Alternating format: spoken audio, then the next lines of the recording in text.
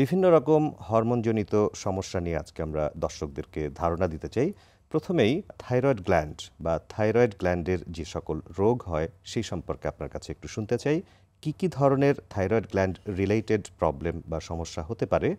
সমস্যাগুলো কিভাবে আমরা বুঝতে পারি এবং চিকিৎসা পদ্ধতি সম্পর্কে সংক্ষেপে আপনি একটু বলবেন। অনেক ধন্যবাদ। খুবই গুরুত্বপূর্ণ প্রশ্ন। থাইরয়েড গ্ল্যান্ড অথবা হরমোন তন্ত্র যদি আমরা বলে থাকি যে আমাদের শরীরে আসলে রেগুলেট করে অথবা শরীরকে নিয়ন্ত্রণ করে আসলে দুটো সিস্টেম। একটা হচ্ছে নার্ভাস সিস্টেম আর একটা হচ্ছে hormone system. Nervous system brain, spinal cord এগুলো, আর একটা হচ্ছে হরমোন। সুতরাং 50% কন্ট্রোল কিন্তু হরমোনের কাছে বডির। তো তার মধ্যে মেজর একটা হরমোন হচ্ছে থাইরয়েড।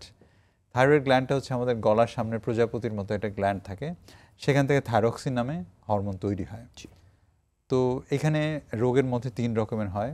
একটা হচ্ছে যে হরমোন বেশি তৈরি হতে পারে, যেটাকে আমরা বলি হাইপার থাইরয়েডিজম। হরমোন যদি কম তৈরি হয় সেটাকে বলি আমরা হাইপোথাইরয়েডিজম। এবং থাইরয়েড গ্ল্যান্ডের মধ্যে ছোট বড় গোটা হতে পারে, নোডিউল হতে পারে। এই 3 ভাগে আমরা বিভক্ত করে থাকি রোগটাকে। হাইপোথাইরয়েডিজম যদি হয় তাহলে কিন্তু নানান রকম সিমটম দেখা দেয়। এবং তারও আগে বলে রাখি, হরমোনজনিত অথবা থাইরয়েড রোগের রোগী কিন্তু বাংলাদেশে অনেক অনেক বেশি। আপনি শুনে অবাক হবেন যে বাংলাদেশে একটা গবেষণায় দেখা গেছে প্রায় 3,60,00,000 মানুষ এই থাইরয়েড রোগে আক্রান্ত। এবং এর বেশিরভাগই আসলে আমরা জানি না যে আমরা থাইরয়েড রোগে আক্রান্ত হয়ে আছি, ভেতর ভেতর ক্ষতি করছে। আপনি যে সংখ্যাটি বলেছেন অত্যন্ত বেশি, এই সংখ্যাটি অত্যন্ত বেশি, অত্যন্ত অ্যালার্মিং। এবং যে আনডিটেক্টেড, যে আমাদের অজানা যে থাইরয়েড রোগটা আমাদের শরীরে ক্ষতি করে চলেছে, সেটাও অ্যালার্মিং। সেজন্য আমাদের এই রোগটাকে শনাক্ত করার দরকার। শনাক্ত করার প্রথম ধাপ আপনি যেটা জিজ্ঞেস করলেন যে লক্ষণটা কী।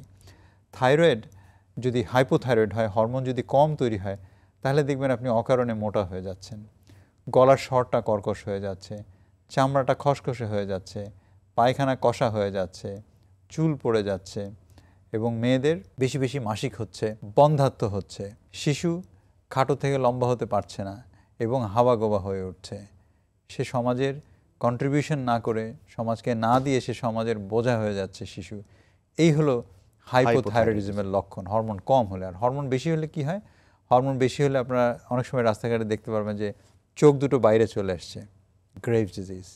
গলাটা বড় হয়ে গেছে, থাইরয়েড গ্ল্যান্ডটা বড় হয়ে গেছে, শরীর হাত পা কাঁপছে, এরকম থরথর থরথর করে কাঁপছে কোনো কারণ ছাড়াই, অতিরিক্ত ঘাম হচ্ছে, শরীরটা শুকিয়ে যাচ্ছে, পাতলা পায়খানা হচ্ছে, এবং মাসিক কম তৈরি হচ্ছে, তারও বন্ধ্যাত্ব হতে পারে। এই ধরনের যে রোগগুলো, হার্টের বিট অনেক বেশি হয়ে যাচ্ছে এবং নানা রকম হৃদরোগ দেখা দিচ্ছে, এই হচ্ছে যে আমাদের হাইপার থাইরয়েডিজম। অযথা টেনশন হচ্ছে, টেনশন হওয়ার কোনো কারণ নাই, তারপরও টেনশন হচ্ছে। সো অতিরিক্ত টেনশনের কিন্তু এই থাইরয়েড রোগের কারণে হতে পারে। এই হলো হাইপোথাইরয়েডিজম এবং হাইপার থাইরয়েডিজম। এবং গলার মধ্যে ছোট বড় টিউমার অথবা গোটা বা থাইরয়েড নোডুল হতে পারে। সেটাও কিন্তু বাংলাদেশে যত মানুষ আছে শতকরা 50% মানুষের গলায় কিন্তু ছোট বড় গোটা আছে।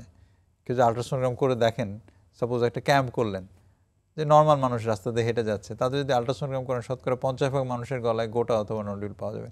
কিন্তু অনেকেই এটা নিয়ে খুব বিচলিত হয়ে পড়ে, ভয় পেয়ে যায়, আমার গোটা পাওয়া গেছে, আমার কি হবে।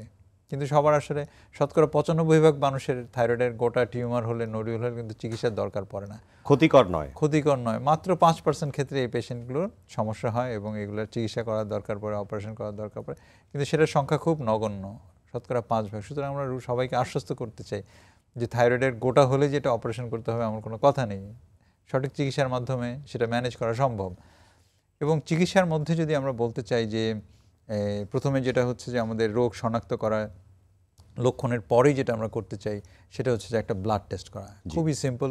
এবং এখন দেখা যাচ্ছে যে ঢাকা শহরের বাইরে জেলা এবং উপজেলাতেও কিন্তু থাইরয়েড হরমোনের টেস্ট হচ্ছে। দুটো সিম্পল টেস্ট, FT4 এবং TSH। এই দুটো টেস্ট করে কিন্তু আপনি এই রোগের যেটা মাত্রাটা আপনি নির্ণয় করতে পারেন যে তার হাইপো হয়ে আছে নাকি হাইপার থাইরয়েডিজম হয়েছে। এবং আপনি শুনে খুশি হবেন যে বাংলাদেশে এখন প্রায় 14টা মেডিকেল কলেজে হরমোন বিভাগ রয়েছে। ঢাকার বাইরে যত রুগী আছে সবাইকে কিন্তু হরমোন চিকিৎসা করার জন্য এখন কিন্তু ঢাকায় আসার দরকার নেই। মেডিকেল কলেজগুলোতে কিন্তু সরকার কিন্তু এই হরমোন বিভাগ তৈরি করে দিয়েছে, থাইরয়েড বিভাগ তৈরি করে দিয়েছে, যেটাকে আমরা বলি এন্ডোক্রিনোলজি বিভাগ। সেই মেডিকেল কলেজে 10 টাকার টিকিট করে কিন্তু উনি ঢাকার বাইরে পরীক্ষা নিরীক্ষা করতে পারে এবং প্রয়োজনীয় চিকিৎসা নিতে পারেন। এবং চিকিৎসার মধ্যে যেটা হচ্ছে, যদি হাইপোথাইরয়েডিজম হয় তাহলে থাইরক্সিন হরমোন বাইরে থেকে দিতে হয়। যেহেতু হরমোন কম তৈরি হচ্ছে, আমরা ট্যাবলেট আকারে থাইরক্সিন দিয়ে থাকি। এবং অনেকের ধারণা আছে একবার থাইরয়েডের হরমোন ওষুধ খাওয়ালে নাকি সারা জীবন খেতে হয়। অনেক পেশেন্ট আছে যাদের আমরা টেস্টের মাধ্যমে নির্ণয় করতে পারি এটা সারা জীবনের রোগ নাকি সাময়িক রোগ। অ্যান্টিথাইরয়েড অ্যান্টিবডি বলে একটা পরীক্ষা আছে, সেই অ্যান্টিথাইরয়েড অ্যান্টিবডি করলে কিন্তু বোঝা যায় যে এই ওষুধ কি তার সারা জীবন খাওয়াতে হবে কিনা, নাকি সাময়িকভাবে খাওয়াচ্ছি আমরা ভালো হয়ে যাবে কেমন। সেরকম আবার হাইপার হচ্ছে যে অতিরিক্ত হরমোন তৈরি হলে কিন্তু ট্যাবলেটের মাধ্যমে হরমোনটাকে নিয়ন্ত্রণ করা যায়।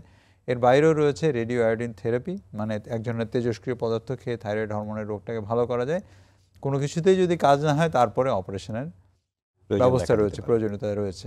এইভাবে কিন্তু রোগ শনাক্তকরণ এবং চিকিৎসা সব কিছুর কিন্তু বাংলাদেশে যত ধরনের থাইরয়েড রোগ আছে সব কিছুর চিকিৎসা কিন্তু বাংলাদেশেই সম্ভব, এবং এই চিকিৎসার জন্য তাকে কিন্তু দেশের বাইরে যতই জটিল থাইরয়েডের রোগ হোক দেশের বাইরে যাওয়ার দরকার নেই, সমস্ত চিকিৎসা কিন্তু বাংলাদেশে এখন অ্যাভেলেবল।